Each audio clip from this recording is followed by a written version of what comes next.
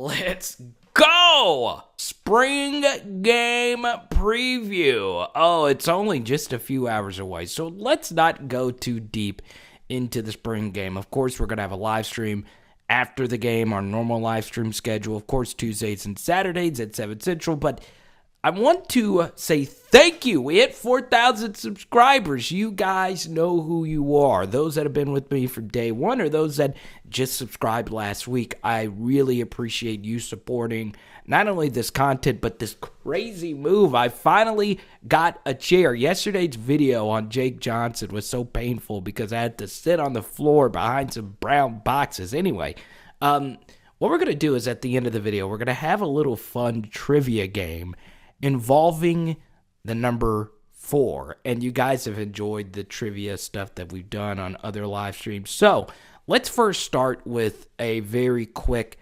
spring game preview. And I know the story is going to be all about the LSU quarterbacks because, well, it always is. It's the position. And you see Garrett Nussmeier here. I know we're all excited to see him. Number 1, no matter how good or bad the quarterbacks do tomorrow, it honestly doesn't matter because the plays are going to be very vanilla. They're going to be very basic. Every spring game coach has said this because LSU's not the only school that's having a spring game tomorrow. Apparently everyone is. But Ed Orgeron said that the spring game overall is not going to be as flashy. It's not going to be the actual offense or the actual defense. So there is a caveat to that, though, and we'll get to that in just a second. So, obviously the quarterbacks are what everyone's talking about, but the 3 guys that I'm the most excited about to see tomorrow are the 3 guys that actually improved their stock during spring. And you're looking at Joseph Evans. We did a video on him earlier this week.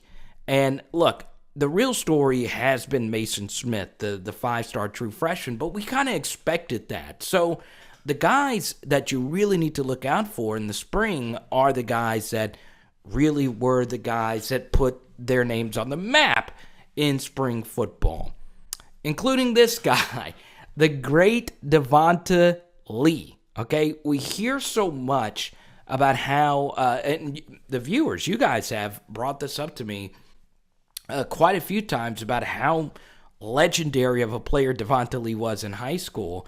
And when you're wearing this type of headgear, the do-rag, Deion Sanders style, I mean, you have to have been a legend. So, look, he's finally making his mark at wide receiver, it looks to be. So, with all the position switches and that, I'm actually happy to see him. And then the other guy's Anthony Bradford, who is really fighting for a starting spot on the LSU offensive line.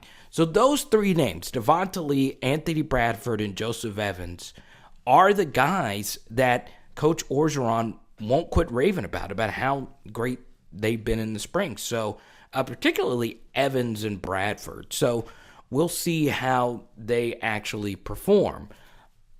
Once again, it is just a spring game. And if you want, you could check out our video on Monday where I make some very simple suggestions on how to actually make the spring game better because it's not really that hard. So I will link that video down below. Now, let's actually get to the fun part of the video because let's get into some trivia. What we're going to do is to celebrate the 4,000 subscribers, let's see if you can name the LSU number 4s, or just a few LSU number 4s over the years. So, let's start here. Can you name this Tiger right here? And the answer, of course, is Todd Harris, who will be starting tomorrow in the spring game. We move on to this number 4. It's kind of hard to see his face, but still. Alrighty. I like how detailed this is. He's got number 4 on the glove as well. This is Alfred Blue of the Houston Texans, and the most underrated thing about Alfred Blue, this dude was a killer on kickoff coverage. We continue here. Well, you could see his face. But anyway, this number 4, of course, is K'Lavon Chaisson. Now, this, of course, was before he switched over to the number 18 uniform. So, and of course, he's in the NFL. So, this is pretty fun. Now, my LSU diehards. I know we mostly discuss modern LSU football, but this is a guy that if you are an LSU fan, you have to know. A member of the College Football Hall of Fame. Let's see if you can name him. Of course, this is Charles Alexander. I've interviewed Charles before on my old LSU SEC podcast. And, my father actually knows Charles through being a loyal purchaser of his hot sauce, the Come On Man hot sauce. So shout out to you, Charles Alexander, long career with the Cincinnati Bengals. Now, this one might be a little bit tougher. Huh?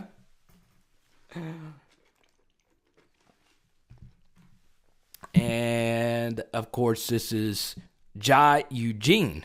I knew John College. I still kind of know him. I've talked to him on Twitter a few times. Now running a successful seafood venture, Mr. GEAUX Eugene.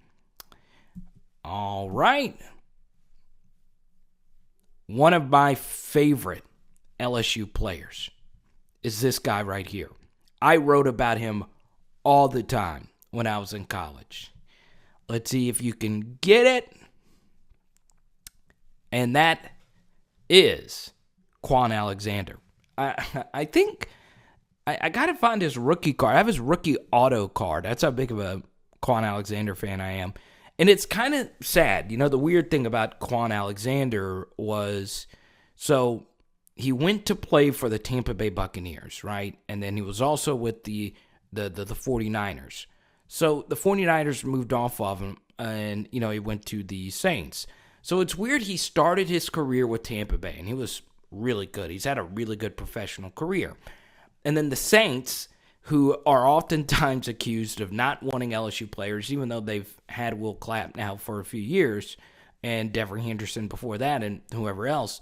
But it is so strange that Quan Alexander from LSU slipped down NFL draft boards, has had a great NFL career. I think it was a third-round pick. And Quan Alexander goes to the Saints, and he was supposed to be the linebacker that can cover guys in space. But he gets hurt before the playoff run, and the Saints lose to his former team in Tampa Bay. And the players that helped Tampa Bay win that game against the Saints were Devin White and Leonard Fournette. So the Saints have always kind of had this curse as well with LSU players. So, they did this past season. It was just a litany of bad LSU luck. And maybe that's why Sean Payton was the one that blocked the Ryan Nielsen thing. But, it's all old potatoes. But still, Quan Alexander, it is interesting how his pro career has gone. We move on to this fine gentleman. I remember this run, first game of the season, 2018 year, Joe Burrow at quarterback. And, of course, this is U-High's own Nicholas Brissett. Now, it's Nicholas Brissett's career is so fascinating as well because, he came in with Darius Geis. And, Darius Geis was Catholic High in Baton Rouge, and Nicholas Brissett was U-High in Baton Rouge. And Nicholas Brissett really thought about going to Texas. And, his recruitment, LSU worked really hard, and he was coming in the same class as Darius Geis. And, the year before, that 2014 class, LSU had also gotten Leonard Fournette and Darrell Williams. So Nicholas Brissett really loved being an LSU Tiger, knowing that he was walking into that situation with all those different running backs. Now, he was a really high-rated recruit. He was, a 4-star. I think Darius Geis was rated in the top 50, and Nicholas Brissett was a little further back, but I might be wrong on that. But still, it was so great to see him get this opportunity, Guys already gone to the NFL, and Brissett had a great 2018 with Joe Burrow at quarterback, and LSU led the SEC in rushing attempts per game. And this was the final season of the traditional LSU rushing attack where, it's ground and pound. We're going to have perfect blocking up front. And what was fascinating about this run is that the play was perfectly blocked. Out of anyone on the field, Nicholas Brissett just had to run through the hole. I mean, it was, and I'm not trying to take away from his run, the play was perfectly blocked, but this run gave Brissett the confidence to have that great season that he had there at the end, because we were very nervous because we were going Jeremy Hill and then Leonard Fournette and then Darius Geis, and then in 2018, who was going to be the guy? And that was, of course, Nicholas Brissett. So he is a Tiger through and through. I also have his LSU auto rookie card, and I just really appreciate what Nicholas Brissett did for the Tigers. Is that all of them? Okay, that's all of them. Some other number 4s. How could we forget? J. Russ, baby Jamarcus Russell, also wore the number 4 uniform. He switched to number 2 his final season. I don't know why exactly he did that, but still, in honor of 4,000 subscribers, why not? So I really want to get to 10,000. I know you're supposed to go 1, 2, 3, 4. No, I want to get to 10,000 subscribers. One of my buddies, Barry Laminack, did this post, and it's my pinned post on Twitter that I want to really get to 10,000 subscribers. So I know this was a laid-back video. The spring game's starting here in just a few hours, less than 24 hours from now. So, yeah, this was a fun video. You guys know who you are that have supported us from day one. It is Power Hour LSU. Boom!